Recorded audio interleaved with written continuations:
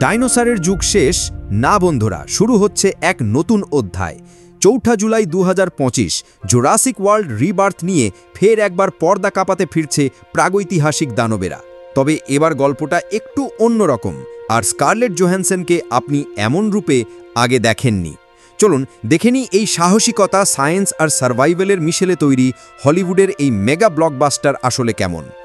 Jurassic world rebirth আমাদের নিয়ে যায় ভবিষ্যতের এক সময়, যেখানে ডাইনোসরের প্রতি মানুষের আগ্রহ ফিকে হয়ে গেছে। এখন তারা শুধু ইতিহাসের অংশ, কিংবা তাই ভাবা হচ্ছিল। এই সময় সামনে আসে একটি গোপন project. Pharmaceutical company Parker Xenix জানতে পারে ৩টি বিরল প্রজাতির ডাইনোসরের রক্তে এমন একটি উপাদান আছে যা পৃথিবীব্যাপী কোটি কোটি মানুষের হৃদরোগের সমাধান দিতে পারে। এই ৩ প্রাণী হল মোজেসরাস, টাইটানোসরাস আর কুয়েটজেলকটলাস। এই মিশনের জন্য নিউ ইয়র্কের সাবেক মিলিটারি এজেন্ট জোরা বেনেটকে খুঁজে নেন মার্টিন ক্রেবস। বিশাল অঙ্কের টাকার বিনিময়ে তাকে এই বিপজ্জনক অঞ্চলে পাঠানো হয় মিশনে নেতৃত্ব দিতে। তাদের সঙ্গে যোগ দেয় এক প্যালিয়েন্টোলজিস্ট ডক্টর হেনরি লুমিস। তারা পাড়ি জমায় সুরিনামের প্যারামারিবোতে, যেখানে তাদের গাইড হিসেবে থাকেন ডানকান কিনকেড, জোরার পুরনো বন্ধু ও একটি জাহাজের মালিক। এইভাবেই গঠিত হয় একটি এলিট টিম, যাদের গন্তব্য ইকুয়েটরের ডাইনোসর অঞ্চল, যা সরকারিভাবে প্রহিবিটেড নো গো জোন। তাদের সাথে আরও থাকে ডানকানের মানুষ লাক্লার্ক, নিরাপত্তার দায়িত্বে থাকা ববি অ্যাটওয়াটার এবং রহস্যময় সৈনিক নিনা।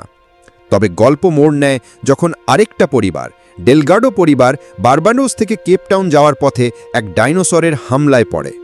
তাদের উদ্ধার করে টিম জোরা, কিন্তু সত্য গোপন রাখা হয়। এখন শুরু হয় প্রকৃত সাসপেন্স। এই বিপদসংকুল জঙ্গল, আগ্রাসী ডাইনোসর এবং রক্তের নমুনা সংগ্রহের জন্য সময়ের সঙ্গে রেস, সবকিছু মিলিয়ে এক বিশাল টানটান থ্রিলিং অভিজ্ঞতা। স্কারলেট জোহানসন যেন একদম অন্য এক রূপে ধরা দিয়েছেন। জোরা চরিত্রে তার গ্ল্যামার কম, গ্রিট বেশি, একজন বাস্তববাদী ঠান্ডা মাথার যোদ্ধা।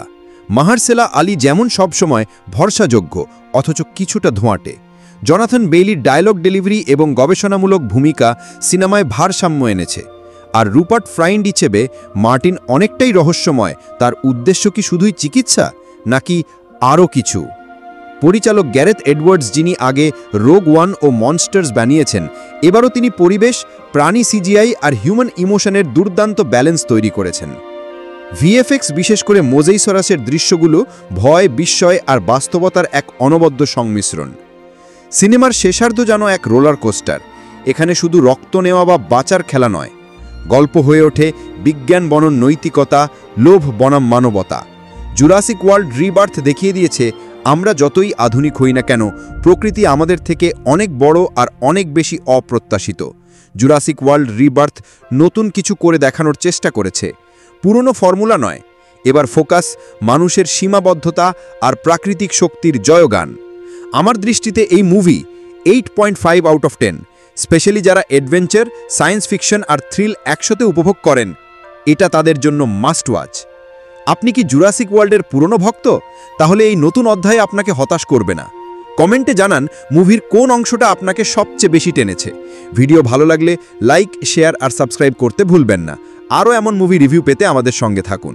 ধন্যবাদ। আবার দেখা হবে পরের রিভিউতে।